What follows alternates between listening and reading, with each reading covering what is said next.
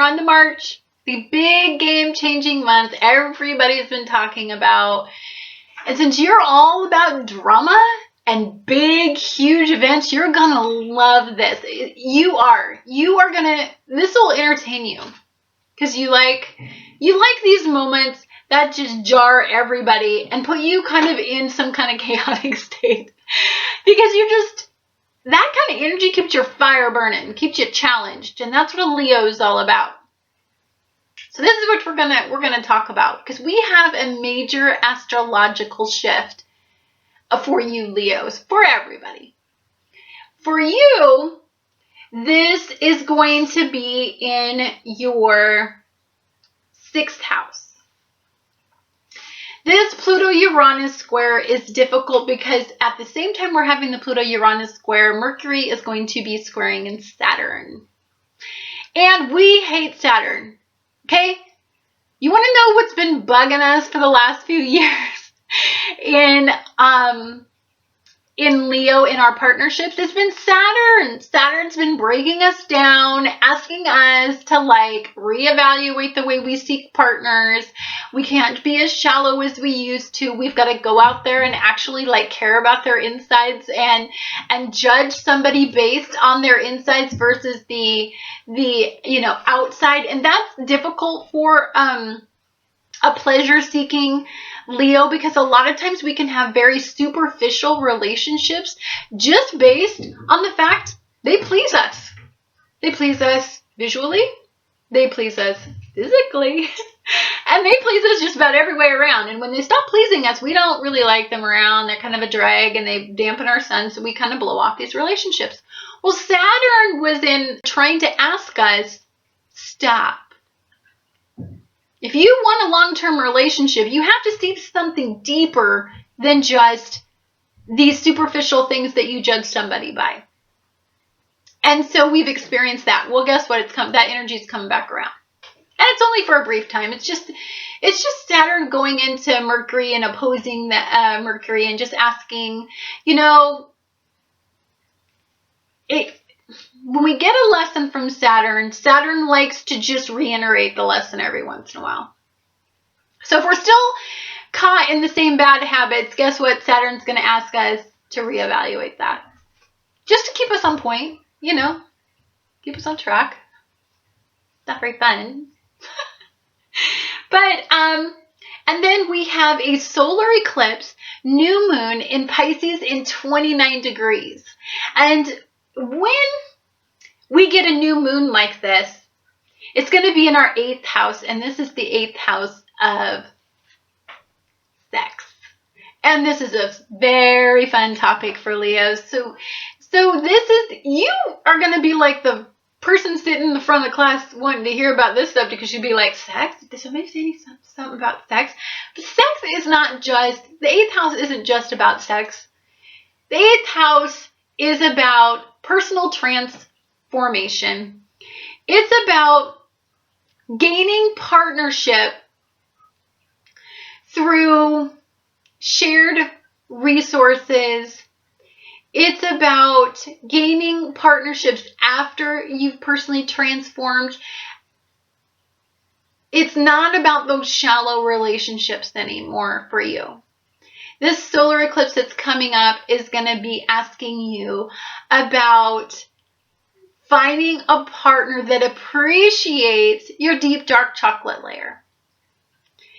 And Leos like to just present themselves in a way that's fun and entertaining and exciting. And that's not just how we present ourselves. That's how we are.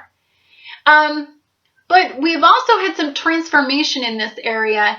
So it's allowed us to have a lot more layers to who we are than we used to have.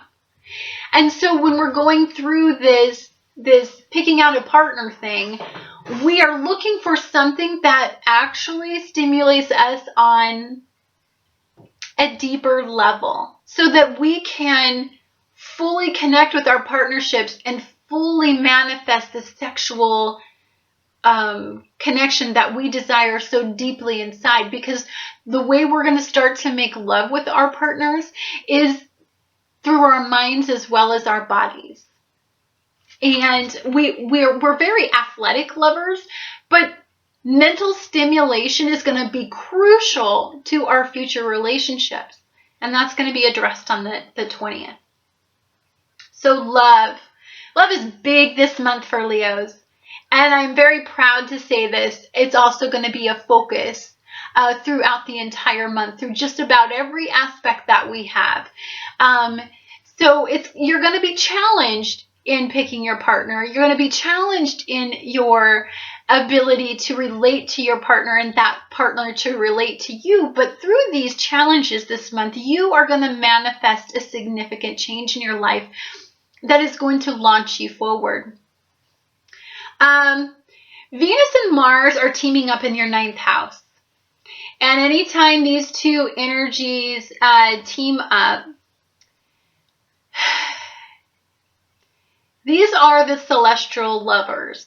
These two just want to make love, not war. I mean, normally Mars wants to make war, but when Venus is in there, Mars is just about passion. It's not about the war aspect. It's not about the warrior aspect. It's about, let's just pour all of that virile, masculine, yummy energy into partnering with beautiful and lovely and stimulating Venus. And so this is a very passionate time for Leos. You are expanding yourself in your relationships, and the depth that you have now, you haven't had before. As these Pluto Uranuses, we're at the fireworks display of the Pluto Uranus energy, but we've had this energy since 2007 manifesting us internally. So just because you don't just think that you're going to feel this energy in the 16th, you're going to feel it for a year. You're going to feel it since 2007 for years and years and years to come. We're not over this energy. It will peak on the 16th, the final Pluto Uranus square.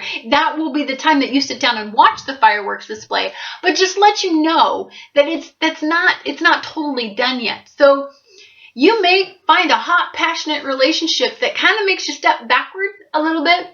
And you may find that in this passionate relationship that you're actually mentally stimulated by this person.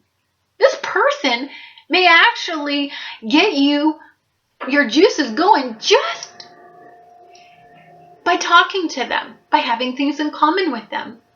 They may light your fire in a way that you've never had your fire lit before. Just know that's the first 17 days of the month. That Leos get to look forward to that. And Mars will go into your 9th house, which means you'll aggressively pursue any passion that you have. This is a very comparable energy. You like Mars. Mars and the sun get along. This is, anytime the sun and Mars hook up, these two are on fire. Like they're on it makes me want to sing that song, but I'm not going to because I'm not a good singer. But, no, I'm going to say, this girl is on fire. That's what I wanted to do. I had to do it. I'm a performer by nature. I'm a Leo on the cusp of Cancer, so of course I'm going to belt it out every once in a while. Anyhow, so you are going to be on fire. You are going to rock this month. This is your month. You've been waiting for this month. It doesn't mean you're not going to have challenges with the Pluto-Uranus energy. If you've been doing your work that Saturn asked you to do, this might just give you that relationship you've been waiting for. So just know that you can have that if you've been doing the work. If you haven't, the Pluto Uranus square is going to be very unpleasant for you. And then Jupiter is going to be in your 1st house this month. So it's going to be expanding your inner growth, as the 9th house is the focus this month. So internally, you are going to be off the charts, expanding to a degree that you didn't even know you were capable of, and people around you are going to notice it, and they're going to be like, what happened? How did you become that? And of course, you're a Leo, so you're going to be like, I did this, blah, blah, blah, and you're going to lead the way. You're going to be a leader, and that's going to be good.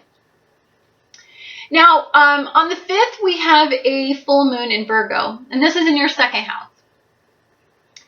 And, your 2nd house is in your personal morals, values, how you value yourself. So again, ninth house, you can't fully understand your ninth house if you don't understand your second house. How you value yourself, what you portray to the world, what you want to be in the world, the image that you want out there in the world. How can you even understand what that is without really honestly understanding every layer to who you are internally? How can you even understand how to personally transform and use the energy of the eighth house without understanding all these other houses? You got a big, deep thinking month. Now you're going to diffuse that with a sexy month. But for the most part, you're going to have a really deep, deep month thinking about all this stuff.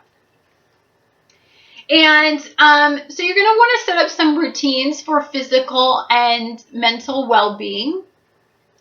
A Leo just doesn't feel good if they don't look good. Now, you'll see a lot of Leos that have let themselves go during the breakdown process, and I encourage you to start getting yourself back there. You don't look at your life and say, oh, I remember when I was 18, I looked like this, or when I was 21, I was a Marine, or blah, blah, blah. You know what? You can be 51, you can be 81, but be your potential. Don't sit there and give yourself some excuse because you're lazy, because you just like to please yourself, and so you'll eat until you just can't eat no more. That's not going to make you feel good. You need to find a balance. Leos have had their hands slapped constantly because we're such extravagant, lavish creatures that all we've had is the death, the actual physical death of that kind of lavish lifestyle and just this extravagant to please ourselves. We've actually had a strong talking to by the Uranus squares and by Saturn.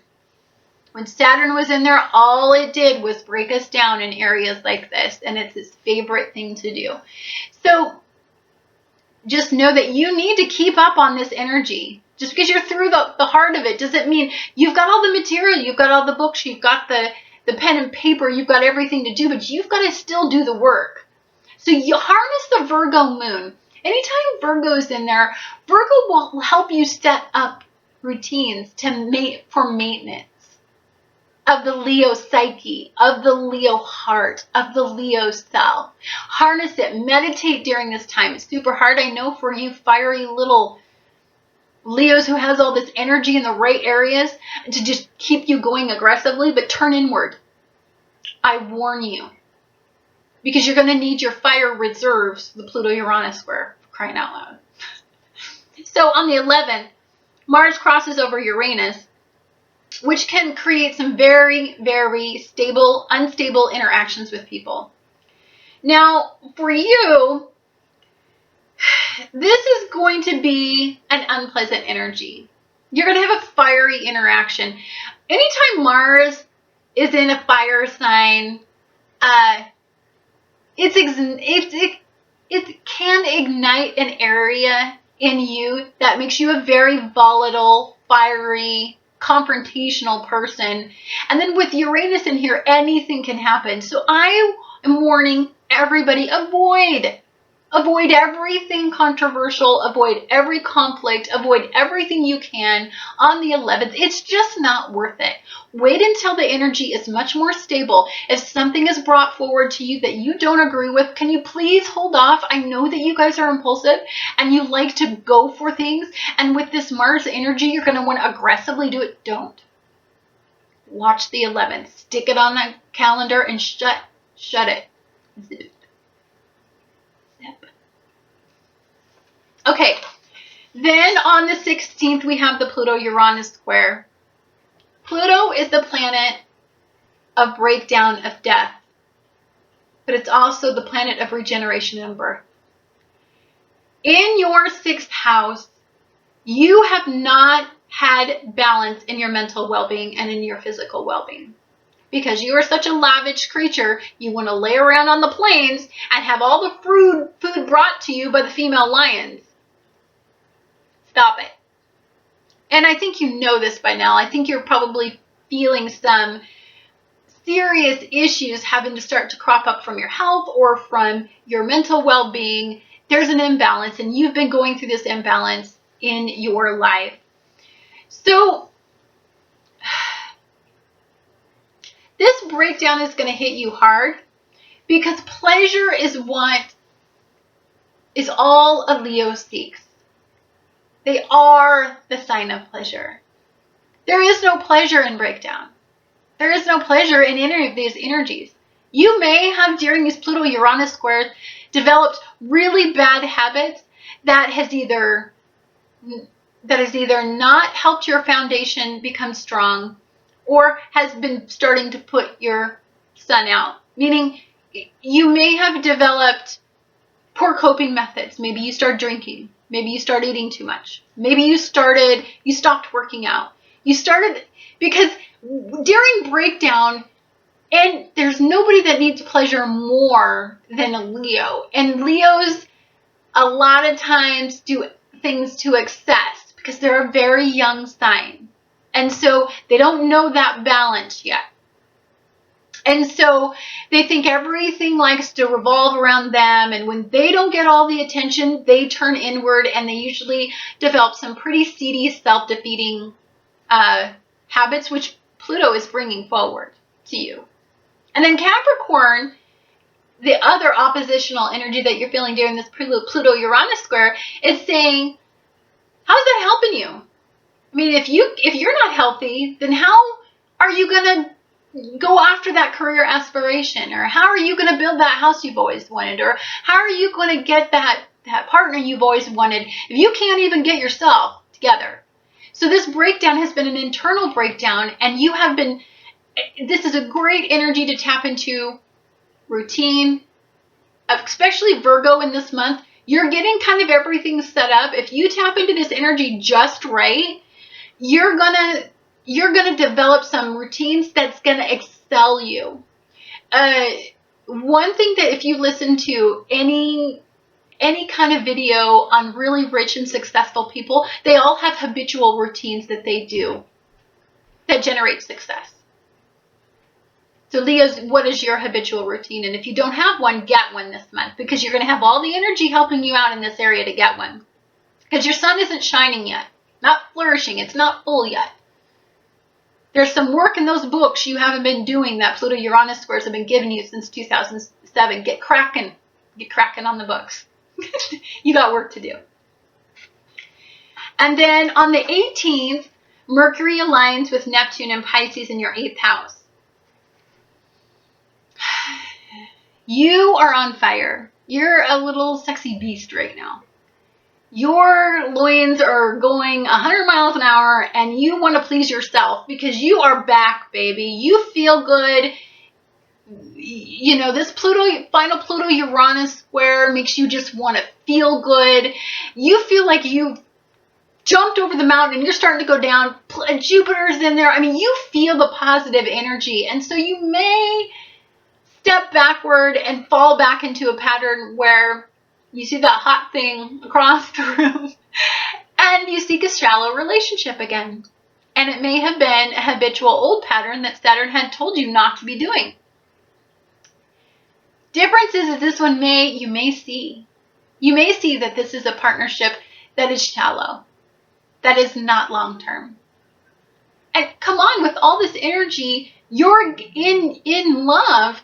Don't seek the shallow partners anymore. Don't seek that sparkly thing that automatically catches your eye and puts your body on fire.